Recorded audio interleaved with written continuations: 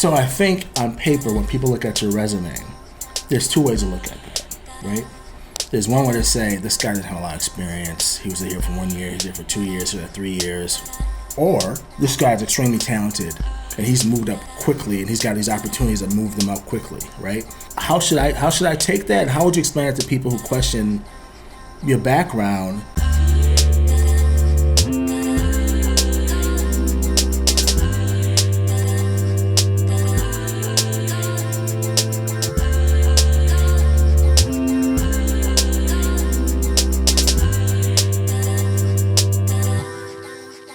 Hey, this is Henry Sands with another episode of Real Talk. I want to thank our investors over at Park Bank. Thank you for all you're doing. And we have a big interview today on Real Talk. We have a Texan who comes in our state, and he just told me offline that he is a Cowboy fan. I kid you not. He said he was a Cowboy fan, and clearly we have to educate this man on what's really going on in the state. And he said something about what was the university you said you liked? The University JV team? of Texas. Texas, Austin, Texas. That's right. When's the last time they won anything out of Texas? I'll take that. So, are you really a Cowboys fan? No. You're a Packers fan. I'm not. I'm a Packers fan now. That's right. Who's the best football team, college football university? Well, we're statewide, so I don't mean to say anyone else, but the Badgers. The Badgers are our football team. So that's looking forward to. Yeah. Attending games down the street. Give me that somewhat of a UT feel. Oh, here we go. On a different level. You were doing so well. Okay, we'll get past that. We'll move past that. I'll let that go, Texan. How you doing? Pretty good. It's been a really intense few days here in the district, but it's been a pretty amazing experience. I've enjoyed being here and meeting people in the community, but for the most part, I'm meeting staff and students this week.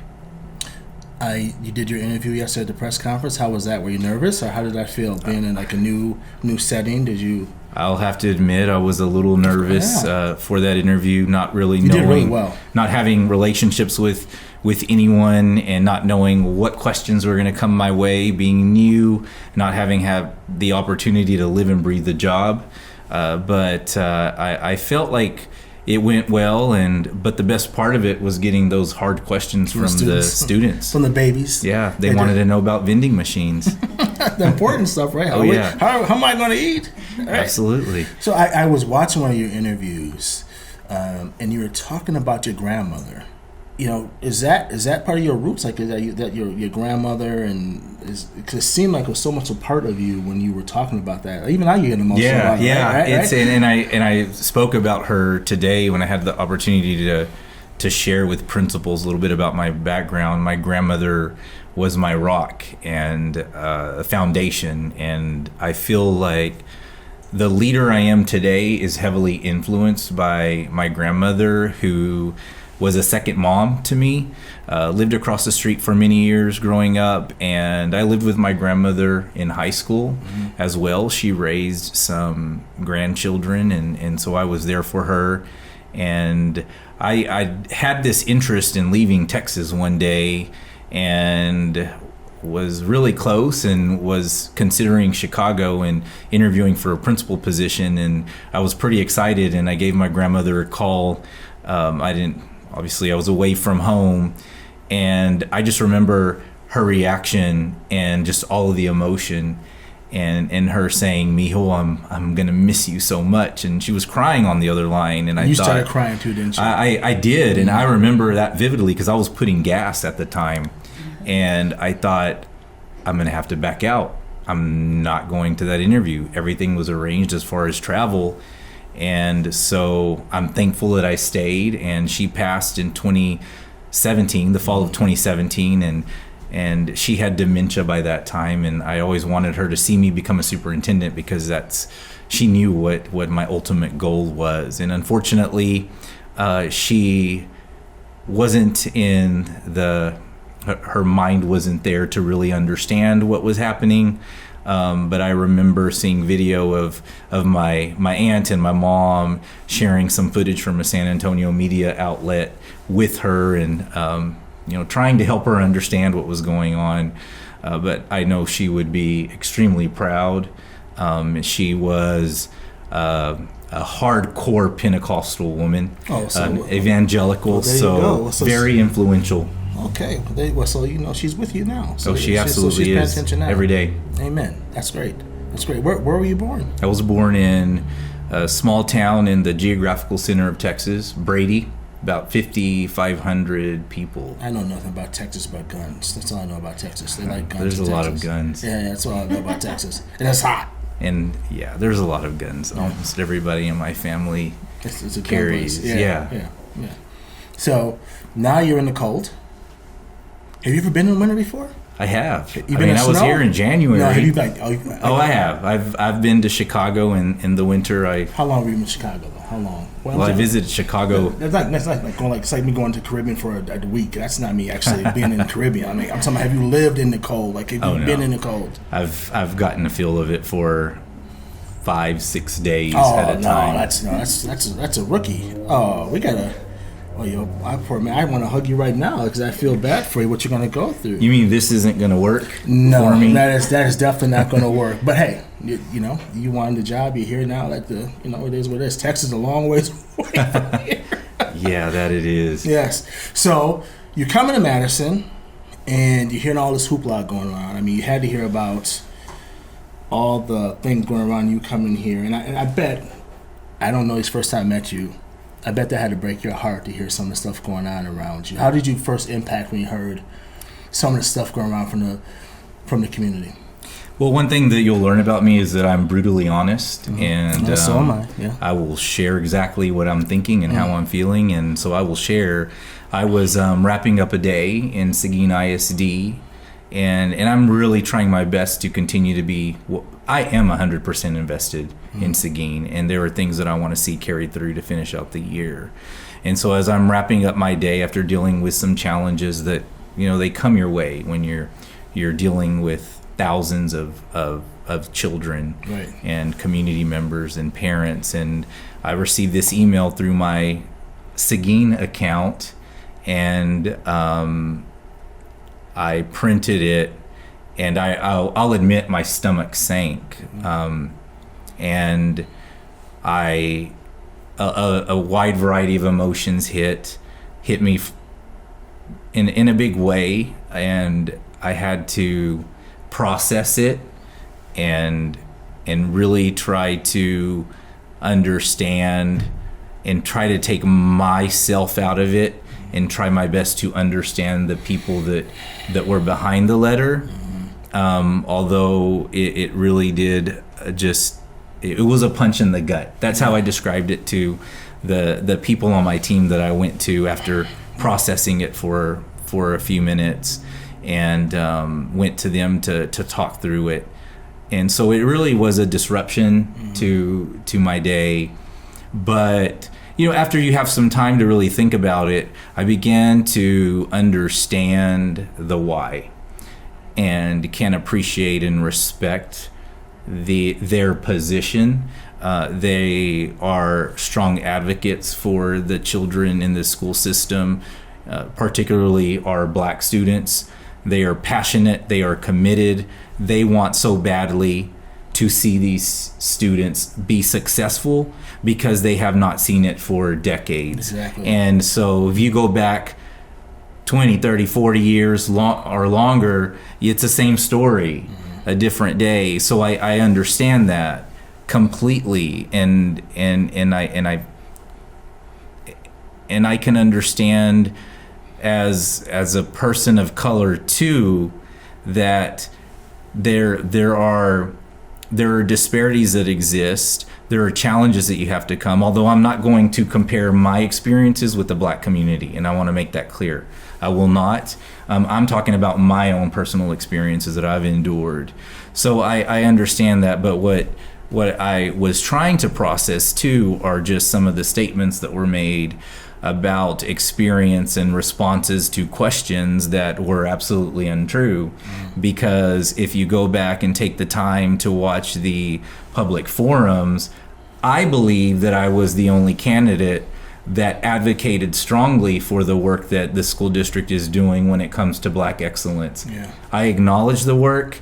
I appreciated the fact that this district has taken a bold stance and stated that there is still more we can do. And I even articulated why Black excellence, why should that be part of this strategic framework? What about Asian students? What about Latino students? But when you look at the disparities between Black students and other populations, it's significant, particularly when you're looking at white. And it's deep-rooted, it's systemic, it goes back decades, if not over 100 years, and it has created a school to prison pipeline. It has created disparities when it comes to unemployment rates, housing ownership. I mean, the list goes on. So I understand why the school district has taken this stance, and it is my hope that I can come in and add value. But when I also speak about experience, I've also worked in systems that have served significant percentages of Black students. When I was a deputy interim superintendent in Little Elm ISD, 17% African American, and when I was a campus principal, almost half of the students were African American.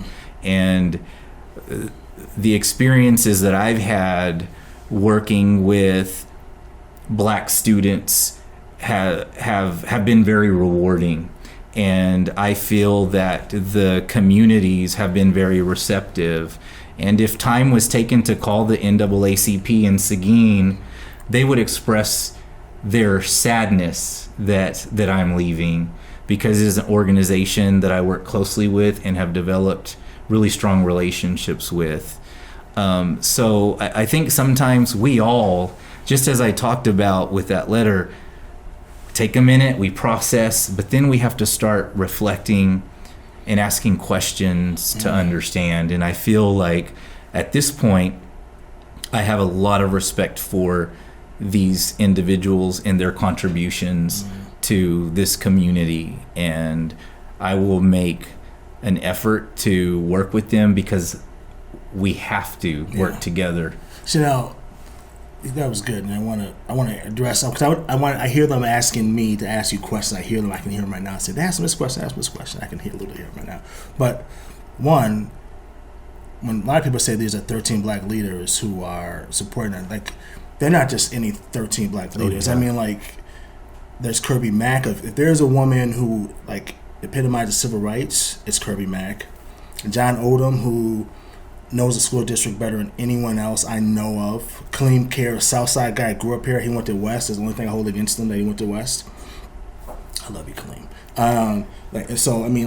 Vanessa McDowell's the first Black woman at the YWCA. I mean, so I'm saying, like, these are Carla Gaines. I mean, like, these are people who are entrenched in the Black community. So it's not just like 13 names. Like, if there's anything like Black royalty in Madison, this is the closest thing you're gonna. This is close that you're gonna get to Black royalty in Madison, right? So I don't want you to not understand that the group that actually said that is a powerful group that has history in this city. However, they're also coming from that, since they have history in the city, they've seen the struggle. They've seen the school district give lip service over and over again towards this issue. Black excellence just happened. I was literally there, announced it with Nichelle when they talked about Black excellence like 3 years ago, maybe. I don't know. So this is a new concept. And I think they are saying from their perspective, okay, wait a minute. You had 3 candidates, 2 were Black. All these are going for Black students, and then you guys hired a Latino gentleman. Like, how did that happen? And so from their perspective, they're saying, it's not personal against you. It's more about the system. They're saying the system did it to us again, right? And so I think your biggest challenge is going to be in there and let them know, well, yeah, I hear you, but it's different. I have the heart and the understanding and the empathy, not just sympathy, to engage. right? And I think that's going to be the biggest challenge for you, and really engage that group. I just can't emphasize that group is it's not just 13 names. It's a really strong group. And names that come up over and over again, even before that letter, as I was gathering information and identifying people and community groups to meet with when I come to the district permanently in June and go on my listening and learning tour. Those are individuals that were on that. They are on that list. Yeah. And but am I on the list? You haven't. I didn't get on the list. So wait a minute. Am I not? Like, so you're calling up? You're what here. About me? We're meeting. I mean, So and what I want to do coming in is to have a bigger table, so that I can have people who understand the struggles, have lived through the struggles, helping and guiding me as I navigate through not only the system of the school district, but the community. I believe that's going to be very important. How was your staff? Did you work around black folk? I mean, like, did you have black staff around you? I have black staff in my building that I work closely with. Okay. Because you're going to be working with black staff. Hopefully you have more black staff, right? I mean, I think... Absolutely, that's always the goal. Yeah, I think one of the challenges here, and someone who grew up in a massive school system, is a lot of our kids have a lack of identity. And I think part of it is they don't see people in the schools who look like them, talk like them, act like them. And they want to see that in a big way. And I met with the students that I met with in January today for lunch. I wanted to meet with them again. Yeah. And these are middle school and high school students that serve on the Black Student Union. Mm-hmm. And I wanted to take the time to thank them for going through this process and being part of the selection. And I had the opportunity to listen to them and some of their current experiences. And one was the fact that they've not ever had a teacher of color, which I can relate to because through my kindergarten through 12th grade experience, I never had a teacher of color. And it's something that our students want to see. They want to see these role models that look like them. They want to have people in place as teachers who can truly understand them and where they come from.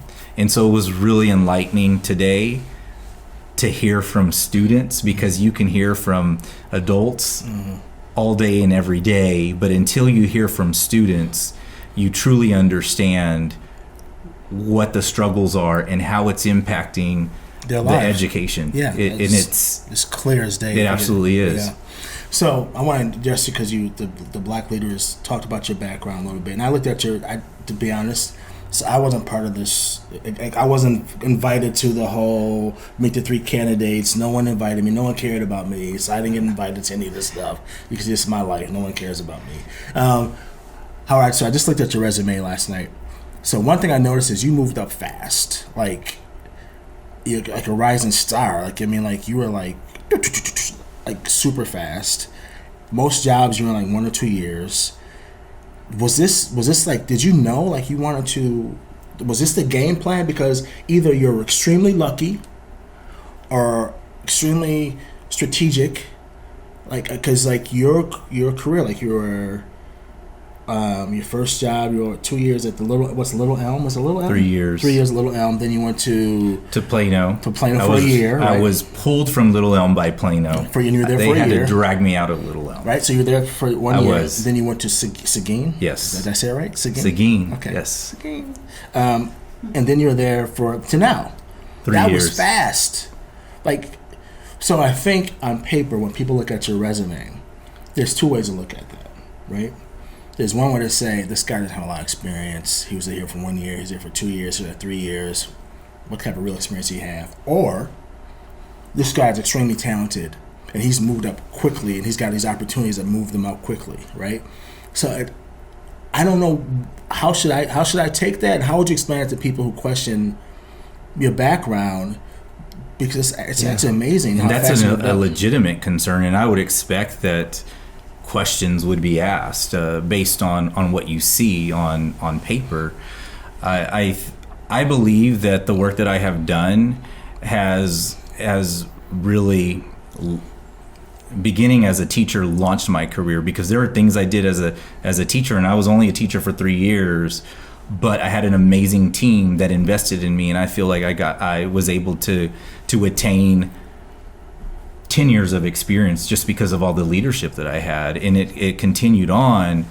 But if you think about Seguin ISD in a very desirable location in Texas, close proximity to Austin and San Antonio, there's lakes and there's the Guadalupe River, there were 84 applicants for this position, which is extremely high. The average superintendent position in Texas will garner about 40 to 50 applicants.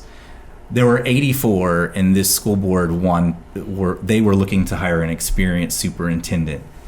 They interviewed me, and it was the work that I had done in the past that really spoke for itself, and that's what the board in Seguin looked at.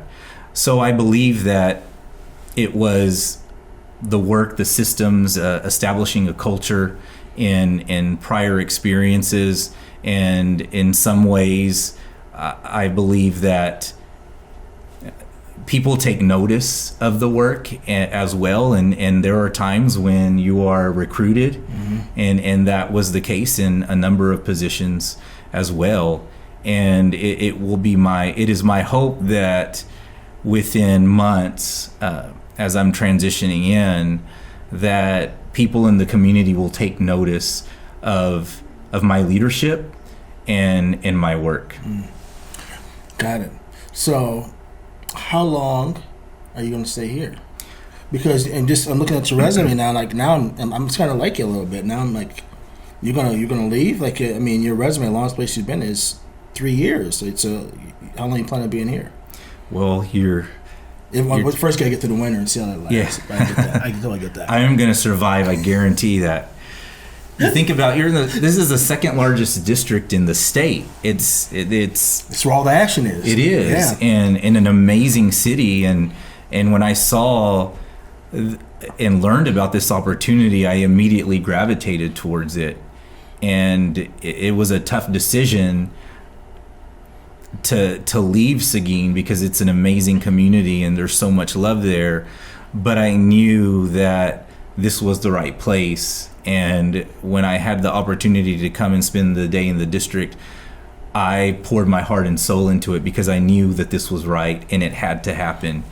Of course, there was a lot of prayers behind it, mm-hmm. prayer warriors, and it happened.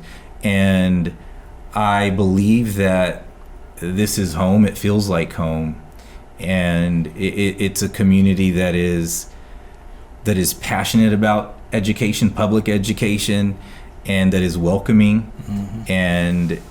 And yes, there will be many demands. It is also a demanding community, and it should be, because we're talking about 27,000 lives at stake. Mm-hmm. And I believe that this is going to be a place that I am going to be able to call home. This is good stuff. I'm glad we had this interview. So before we go, I want to know something different about you. What music do you listen to? Do you listen to hip hop at all? I do. I have listen, that's what I need to know. Then, okay. If you're ever in my car, so who are your top 5 hip hop artists? So I go back old school. I'm old school. So my favorite Pandora station is going to be Notorious B.I.G. Pandora station, and yeah, it's different. But but then I might turn it on to a Tejano music station, and then it may go to country, and then we may go to some 80s pop. It's a very diverse experience in my vehicle. Oh yeah. Yes. Country. Well, it's Texas and country, I guess.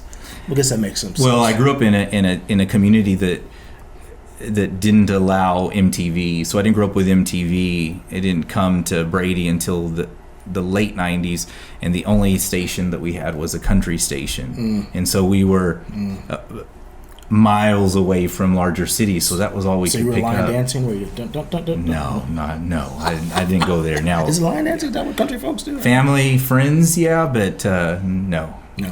Now a cumbia, if you put on some, I don't know what you some just good said, but that sounded Spanish music, yeah. Sounded and good. I don't know if we do that around here, but I guess we'll see. I'm sure they do. I mean, I'm sure. I don't know. We'll find out. We'll find out together. Oh, yeah. How about that? Oh, yeah. Let's do it together. Oh, okay. I'll go with you. I'm sure we can find someone who can point us out. Absolutely, we can find out. There's a lot of good people who love to see me dance. But no line dancing. No, sir.